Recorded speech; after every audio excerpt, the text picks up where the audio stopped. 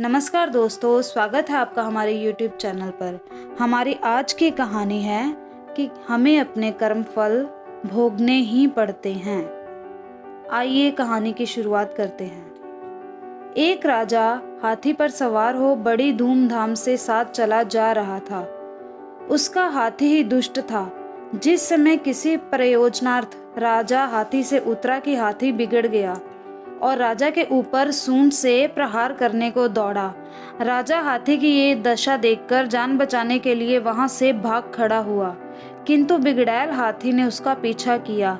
उसने राजा को एक ऐसे अंधे कुएं में ले जाकर डाला जिसने एक किनारे पर पीपल का वृक्ष था, जिसकी जड़ें कुएं के भीतर से निकल रही थी, जो आधे कुएं तक फैली थी। राजा के कुएं में गिरते ही उसका पैर पीपल की जड़ों में फंस गया। अब राजा का सिर नीचे और पैर ऊपर को थे। राजा की दृष्टि जब नीचे को पड़ी तो वे क्या देखता है कि कुएं में बड़े बड़े विकराल काले सांप, विष खोपरे और कछुए ऊपर को मुंह कर रहे हैं, जिन्हें देख राजा कांप गया कि यदि जड़ से मेरा पैर कदाचित छूट गया और मैं कुएं में गिरा तो मुझे ये दुष्ट जीव उसी समय भक्षण कर जाएंगे।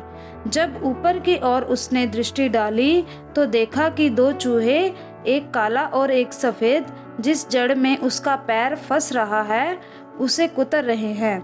राजा ने विचारा कि यदि मैं जड़ पकड़कर किसी प्रकार ऊपर निकल भी जाऊं तो मतवाला हाथी ठोकर लगाने को ऊपर ही खड़ा है। नीचे सांप आदि जंतु हैं और जड़ का यह हाल है। निदान राजा घोर विपत्ति में फंस गया। उस पीपल के वृक्ष पर ऊपर की तरफ से मक्खियों ने एक छत्ता सा लगा रखा था, जिससे एक एक बूंद शहद धीरे धीरे टपकता था और वे शहद कभी कभी राजा के मुंह में आ गिरता था, जिसको वे ऐसी आपत्ति में होते हुए भी सब कुछ चाटने लगता। उसे इस बात का किंचित मात्र भी ध्यान ना रहा कि इस जड़ के टूटते ही मेरी क्या दशा होगी। दोस्तों, इसका दृष्टांत यूं है। यह जीवात्म रूपी राजा कर्म रूपी हाथी पर सवार है, चाहे वह इसे सुमार्ग से ले जाए चाहे कुमार्ग से।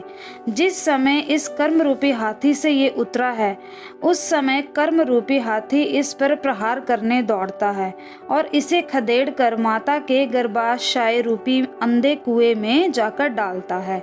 उस कुएं में आयु रूपी वृक्ष की जड़ में इसका पैर फंसा रहता है और जब यह उस जड़ में उल्टा लटका कुएं में नीचे के संसार को देखता है तो उसमें बड़े बड़े भयंकर सांप, विष खोपरे और कछुए यानी काम, क्रोध, लोभ, अहंकार, ईर्ष्या, देश, तृणा आदि इस आशय से मुंह फाड़े ऊपर को देख रहे हैं कि यह ऊपर से गिरे और हम इसको अपना भक्ष्य बनाएं। यह देख जीवन रूपी राजा अत्यंत व्याकुल होता है।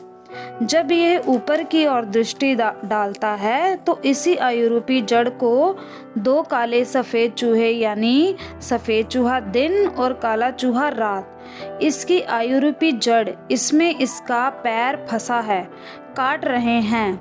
जब यह विचारता है कि यदि इस कुएं में मैं किसी प्रकार जड़ पकड़कर निकल जाऊं तो कर्म रूपी हाथी ठोकर लगाने को ऊपर की रूपी विषय का शहद निमग्न हो जाता है कि सारी विपत्तियों को भूल जाता है। इसे ये भी स्मरण नहीं रहता कि आयु रूपी जड़ अभी कटने वाली है, जिससे गिरकर मैं इन सर्प कछुओं का भोजन बनूंगा। इसलिए हम क्यों ना ऐसा कर्म करें कि जिससे हाथी खदेड़कर हमें गर्भाशय रूपी कुएं में ना डाल पाए, अर्थात हम लोग ऐसे सत्य कर्म करें जिससे भयानक अंधे कुएं में ना जाना पड़े और मोक्ष प्राप्त करें।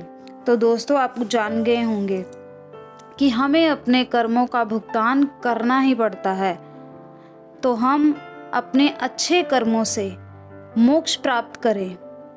तो दोस्तों, अगर आपको ये वीडियो अच्छी लगी हो लाइक करें और चैनल को सब्सक्राइब करना ना भूलें।